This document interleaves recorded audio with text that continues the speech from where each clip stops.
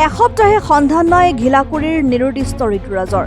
চিপাঝাৰ আৰক্ষী থানাৰ অন্তৰ্গত বৰমপুৰ গাঁও পঞ্চায়তৰ ঘিলাকুৰি গাঁৱৰ ঋতুৰাজ শৰ্মা বিগত 18 মে'ৰ পৰা নিৰুদ্দেশ হৈ আছে। জানিব পৰা মতে গাঁওখনৰ দীনেশ্বৰ শৰ্মা আৰু তেজীমলা দেৱীৰ একমাত্ৰ পুত্ৰ ঋতুৰাজ শৰ্মাই যোৱা 18 মে'ৰ পুৱা কৰ্মসংস্থাপন বিচাৰি গুৱাহাটীলৈ বুলি ৰাওনা হৈ গৈছিল।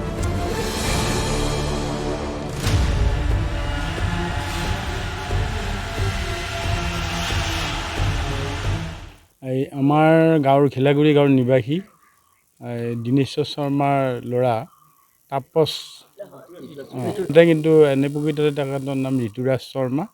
তেখেত আমাৰ বিদ্যালয়ৰ পস্কা হাইস্কুলৰে এসময়ৰ ছাত্ৰ আছিল। আমাৰ হেৰিৰ পৰা বিশেষকৈ বিদ্যালয়ৰ পৰা তেখেতে মেট্ৰিক পাছ কৰিছে আৰু হায়াৰ ছেকেণ্ডাৰী পাছ কৰিলে। ডিগ্ৰী ফ'ৰ্থ ছেমিষ্টাৰ হেৰি আছিল, ষ্টুডেণ্ট আছিল। যোৱা শুক্ৰবাৰে তেখেত ঘৰৰ পৰা ওলাই গ'ল। ঘৰত এনেকুৱাকৈ ক'লে যে মই গুৱাহাটীত এটা কাম পাইছোঁ, তাতে যাওঁ কামৰ কাৰণে। মাকে হাক দিছিল। তেওঁৰ দেউতাকৰ নাম আছিল দীনেশ্বৰ শৰ্মা। তেওঁ মানসিকভাৱে বিকাৰগ্ৰস্ত, দুৰ্বল। একমাত্ৰ ল'ৰা আছিল আৰু দদায়েক নগেন শৰ্মা আৰু মাক আছে, আইতাক আছে। গতিকে এইখিনি পৰিয়ালৰ পৰা তেখেত অকলশৰীয়া ল'ৰা। তেখেতে এক বছৰমান আগতে এনেই গুৱাহাটীত গৈছিল কেইদিনমান, যাই এমাহমান থাকি আকৌ পুনৰ ঘৰলৈ আহিছিল।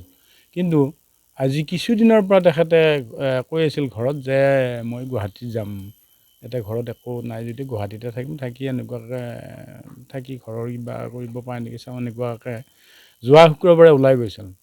ওলাই গৈ আমাৰ ইয়াৰে গাঁৱৰ এজন ল'ৰা থাকে তাতে, আগৰ পৰাই চিত্তৰঞ্জন ডেকা বুলি, ওচৰৰে।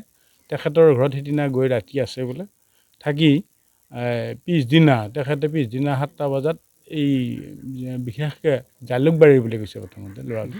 জালুকবাৰীৰ ল'ৰাজনে ফোন কৰিছে, কাম এটা পাইছে, মই যাব লাগে তাতে। তাৰ পৰা ওলাই গ'ল। যাই তেতিয়াৰ পৰা সেই ফোনটোৰ পৰাই আৰু তাৰ পিছৰ পৰাই তাৰমানে ফোনটো ছুইচ অফ। আজিলৈকে 2টা নাম্বাৰ আছিল, তেতিয়ালৈকে এতিয়ালৈ ছুইচ অফ। ঘৰত এনেকুৱাভাৱে গোটেই হেৰি হৈছে। আমাৰ গাঁৱৰ মানুহ বিলাক হতাশাগ্ৰস্ত হৈ আছে যে হঠাৎ এই অমায়িক ল'ৰাজন আমাৰ মাজৰ পৰা নোহোৱা হ'ল। তাৰ বাবে সকলোৱে আমাৰ গাঁৱৰ সকলো মানুহে হেৰি কৰি আছে। মোৰ ল'ৰাটো ভাত পানী খাই গুৱাহাটীত যাম বুলি ক'লে মোক মুহূৰ্তত। তাৰপিছত মই যাবলৈ নালাগে কৰি আছোঁ। মোৰ কথা মই মোক এটা বেগ থ'ব দিছিল, বেগটো মোক খুজি আছে। খুজি থকাত মই ছোৱালীটোক কৈছোঁ, বাবা আজি যাব নালাগে, দেৰি হৈছে, কালি যাবা বুলি কৈছোঁ। তথাপিতো ছোৱালীটোৱে কৈছে, মা মোৰ খং তুলি নানিবা, মই যাম বুলি কৈছে। গুৱাহাটীত কাম এটা পাইছোঁ বুলি কৈছে।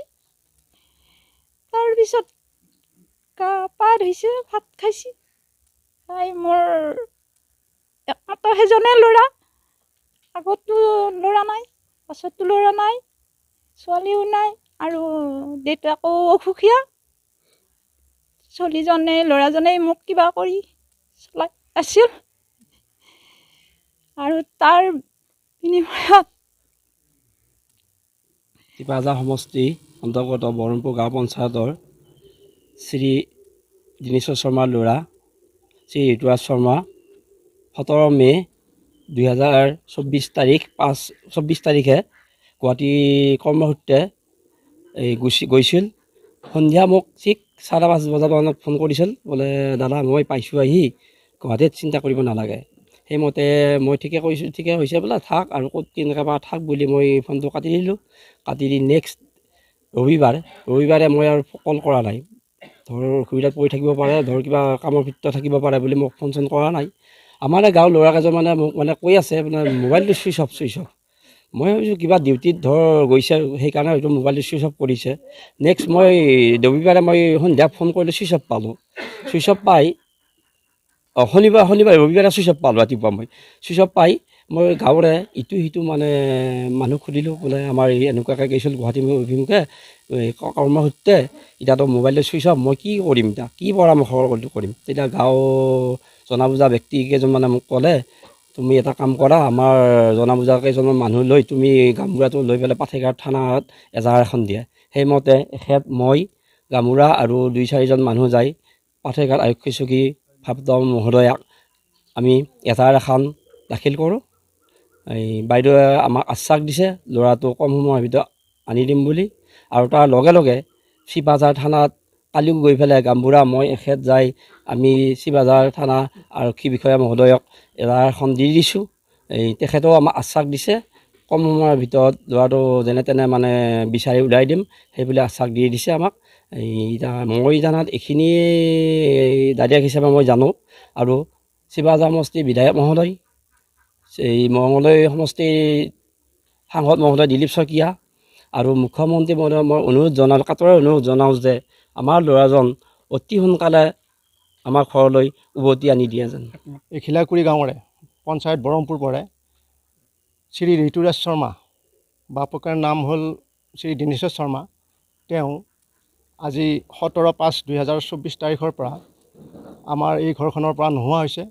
তেওঁ কৰ্মসূত্ৰে গুৱাহাটীলৈ যাম বুলি কৈ এতিয়ালৈ আমাৰ ঘৰখনত আমি দেখা পোৱা নাই, বা আমি পুলিচ প্ৰশাসনৰ লগত জড়িত হৈ আছোঁ যদিও পাথেঘাট আৰক্ষী চকী, চিপাঝাৰ আৰক্ষী চকীৰ লগত আমি সংযোগ ৰাখিছোঁ যদিও এতিয়ালৈ কোনো সংসূত্ৰ পোৱা নাই। সেয়ে তেওঁ আমাৰ এই গাঁৱৰে এজন মেধাৱী ছাত্ৰ আছিলে। তেওঁ দেওমনি কলেজত BA 3 ছেমিষ্টাৰত শিক্ষা অধ্যয়ন কৰি আছিলে। তেওঁ নোহোৱাত আমাৰ এই চুবুৰীটো অৰ্থাৎ গাঁওখন বৰ অভাৱ অনুভৱ কৰিছোঁ। আপোনালোকৰ জৰিয়তে তেওঁক আমি এই গাঁওখনত বা এই ঘৰখনত আনি দিবৰ বাবে আমি বিশেষভাৱে অনুৰোধ জনাইছোঁ, আমি স্থায়ী বাসিন্দা হিচাপে।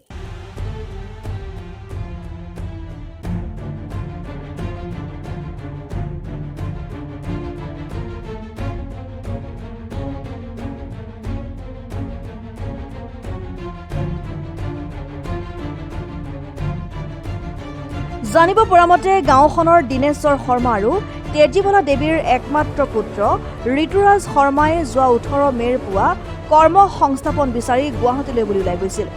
সেইদিনা ঠিকে থাকে গুৱাহাটী পোৱা বুলি ঘৰলৈ ফোন কৰি জনাইছিল যদিও 19 মে' অৰ্থাৎ শনিবাৰৰ পৰা ঋতুৰাজৰ ফোন বন্ধ হৈ পৰে।